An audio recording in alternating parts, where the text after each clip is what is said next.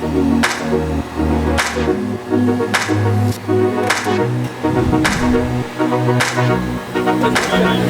you believe the press releases, every second watch is an icon. For my money, the iconic TAG Heuer, and the most instantly recognizable on the wrist is this one right here, the TAG Heuer Monaco, first released in 1969. Today we are at Monaco at the Formula One Grand Prix 2017 to ask the question, which of the two classic Monaco models, the Calibre 11 and the Calibre 12, is right for you? How are they different? We're going to get into some detail. Before we get too deeply into the comparison, let's start with a backstory. The Monaco was first released in 1969 at a time when three brands were competing to have the first self-winding chronograph. They were Zenith with the El Primero, Seiko, and Heuer. It doesn't matter who you think was first. Jack Heuer's signature is on the patent for the first self-winding chronograph in the US Patents Office. They won the race. And a few hallmarks of that original 1969 Monaco model. It's the first self-winding chronograph. Yes, that's true. It's also the first square chronograph. And you'll notice a little design tweak here that's interesting. We have the winding crown on the left-hand side of the case. Why did Heuer do this? It was to remind people that they didn't need to wind the watch. There are many other comparison details between the Calibre 11, released in 2015, and the Calibre 12, both modern-day Monacos, for us to dig into now. By the end of this, you're going to know which Monaco is right for you.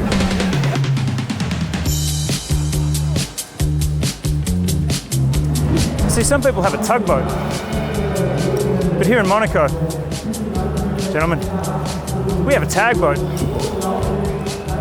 You know, there's a complete flotilla of super yachts forming a backdrop.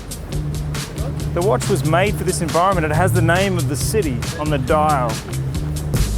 Before we begin unpacking the elements of these watches, let's talk about the overall vibe, the overall impression that these watches cast. The Calibre 11 has a perforated racing bracelet that's really quite thickly padded. So it sits quite high on the wrist. It really matches the heft of the case. It is a very thick case on both, similarly thick. And it also has this dashing Heuer logo on the deployant, on the clasp. It's actually a touch that you see a lot because it is on the underside of the watch. The Calibre 12 has a blue croc strap, which is much dressier. Again, we have a different variation of the logo on the clasp, but overall, combined with the dial, the blue croc, it's dressy. So we're talking about distinctly different vibes. Automotive, Steve McQueen cool, and dressy, blue crocs, blue starburst dial, which we're about to get to. The Calibre 11 dial is a matte blue dial. At first, I was unexcited by this. It has no light play, it has no grain, no starburst. It is a matte blue dial. The Calibre 12, by contrast, is much dressier. It has a brighter blue color, it has a lovely starburst grain. It is a dressier variant. We need to talk about the indices. This is a big deal. The indices of the original 1969 Monaco were horizontal, which is a really interesting retro touch to see. The Calibre 11 from 2015 has been faithful to this to the millimeter. However, the Calibre 12, again, prefers a more contemporary reading of the indices. It has them radially placed, which is again much more in line with modern tastes. However, for me, it works against the square dial because you are having this watch that is, again, repeating indice trends and tropes from a round watch because a radial design doesn't fit as well into the square case and the square dial. What's the first thing you notice on a watch? Probably the logo. Enormous difference here.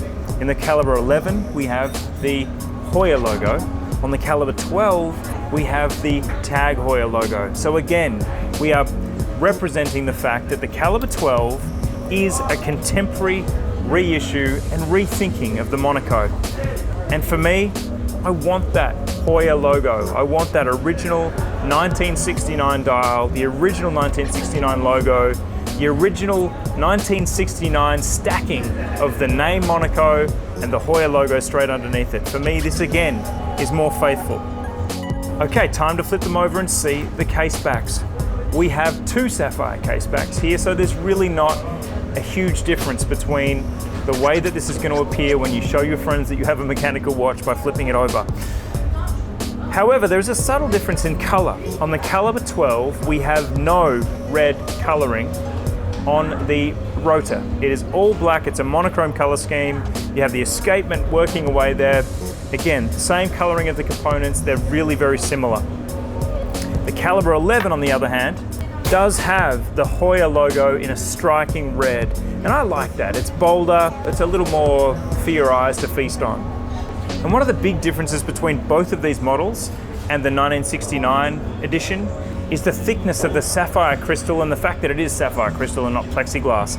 This is absolutely, hands down, my favorite thing about this watch. The way that this incredibly thick slab of sapphire crystal distorts the light. It's constantly something that you can play with on your wrist.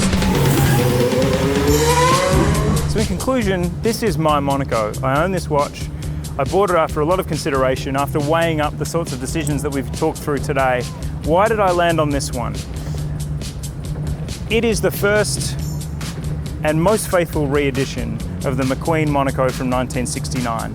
There was one other in 2009, but that was a limited edition of 1,000, and it sold out instantly, and it was 10,000 US dollars. This one's around about 6. So the price is right.